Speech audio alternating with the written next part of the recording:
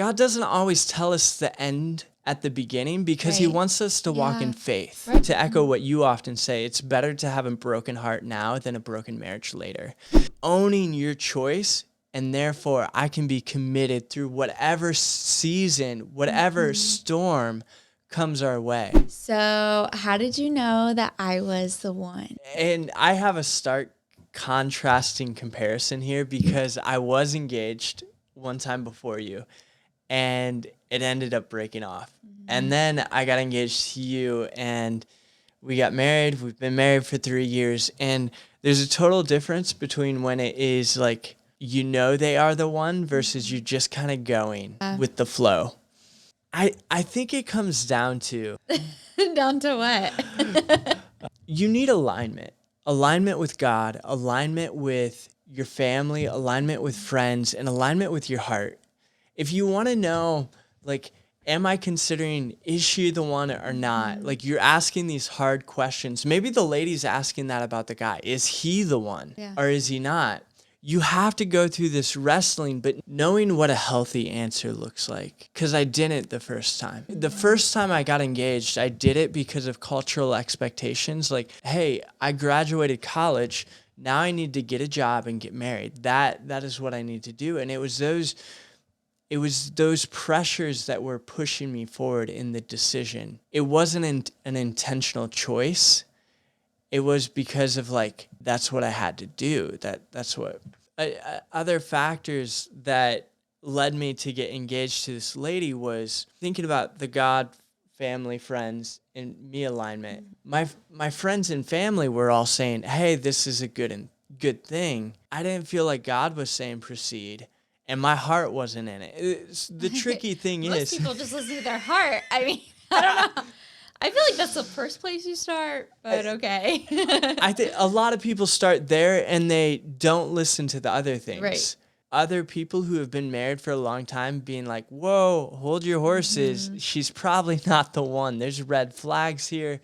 And if you listened, it would have saved a lot of heartbreak. With you or the prior one? The prior one. I was kind of blinded. One, because I was dating with a broken heart, dating with insecurities, dating out of just loneliness. All these things blinded me to making a good, healthy decision. Other kind of nuanced thing coming from a charismatic church and believing in the prophetic. I believe God speaks today. He spoke when he created creation, and he's also continuing to speak. Yeah. He's not a mute idol. We have the ability to speak, and we're created in his image. And so coming from that, I had parents who said, I feel like God's saying you're supposed to marry this lady. Thank God they were wrong. Yeah, thank God they were wrong. But it led to a lot of trouble in that day because I was like, oh, I want to obey God. I feel like there's a lot. I don't like that pressure. I don't feel like other people should ever say that unless they're honestly a proven prophet. And even then, I know a lot of proven prophets who would not say that. They would advise against it. Yeah. Unless it was just absolutely the Lord, they would not consider it otherwise. But I think it's the exception, not the rule. I think it leads to spiritual abuse and manipulation. And when this engagement broke off, it led me to 3 years of bitterness towards God. Because I was like, God, this whole situation was brought about because you, quote unquote, spoke. But really, my parents were new in the gifting of the prophetic and hearing God's voice, and just did it out of kind of immaturity in the giftings. It wasn't God who led me astray. And so I had They probably saw a good thing and just thought, well, this is God speaking. Yeah. God, but that's not always the case. And so I had to go through the process of kind of forgiving them, releasing my bitterness against God. But at the same time, when I met you, I also felt, me personally, that God spoke to me about you. So how did God speak to you regarding me when we were dating? Yeah, I was way more cautious going into this one. Okay, here's the question. Do you think that you need to hear from God before you initiate a date or initiate a relationship? It happens in the process.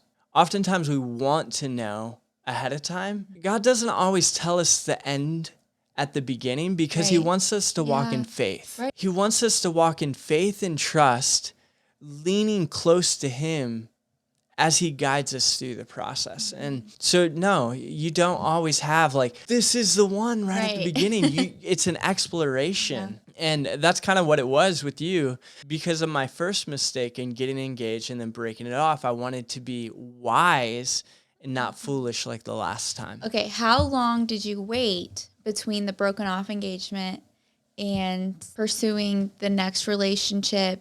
I think it was 2 or 3 years.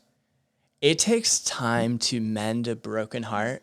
I had a mentor pull me aside after that happened, and he's like, hey, it's actually not that uncommon to have a broken off engagement. I was engaged and broke it off at one time too, and I'm thankful. And to echo what you often say, it's better to have a broken heart now than a broken marriage later. In that frame, Who says that? Megan. No. Tweet that. So I was thankful, but my heart was also in turmoil as I was processing it. And he said, hey, the first kind of 2 weeks after, your emotions are just so high, you can't even, don't make a decision. Don't make any rash actions because you don't want to react. You want to respond. So kind of let 2 weeks go by, process it, talk it out loud. The 2 weeks after that, you're really formulating how you're deciding to proceed and the stories that you're shaping around what happened. Because the stories you create of that situation shape your future. Right. It shapes your heart because you're going to be telling yourself lies and truths about what happened. And you need godly discernment to let his word cut away the lies and let the truths remain. And what helps you go from being a victim to a victor is asking a couple questions that I had to wrestle through is like, how did I contribute to this situation? What can I do differently next time? What can I learn from this? So those help you be in a frame of mind of learning, of growth, of not blaming or becoming bitter in the process. So back to how did you know I was the one for you? Okay, back to how I knew you were the one. So you didn't know right away because God's usually not going to speak that fast. I just knew you were hot and I wanted to go out on a date with you. That's all I was. First date, that's where I was at, frame of mind. Very first date. He said, you're like a 10. Yeah. So, but after that, I'm like, oh gosh, she's hot. Her values are aligning. She's a godly Christian. Oh, how do I know? And so I'm beginning to ask these questions, and we're online dating, long distance. The first 2 or 3 dates, I traveled to your hometown because I wanted the sacrifice to be on my part. But the third or fourth, I invited you to my hometown, my community, to meet my family and friends. Mm-hmm. And on that Saturday, I was taking you on a date downtown Fort Wayne. And what was really cool, it felt like an Abraham servant situation where Abraham's servant was looking for a wife for Isaac. And he's like going back, traveling, and he's got to find the wife for Isaac. Big job here. Big job. And he starts praying to God, God, let the lady who I ask at the well to give me a drink from the pitcher, to say to me, I'll also water your camels. And like watering your camels was a huge job. And so he did this.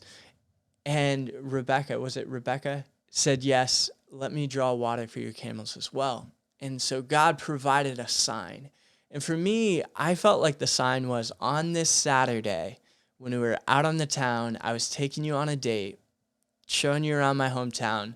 We saw 3 weddings. Just as we were going around to different venues, there was wedding after wedding. And I was really tempted to crash one of them. Yeah. But I didn't. I thought that might be rude. I felt like the Holy Spirit was saying, hey, she's the one. But kind of contrasting to the prior one, my parents were like, she's the one. God's saying, marry her. I felt like God was saying, hey, she's the one. But in this case, I tested the word. I didn't share the word with you Yeah. because I didn't want to spiritually manipulate or abuse you. And I appreciate that. That would have been that's a red flag to me, is telling somebody that God told me we're going to get married.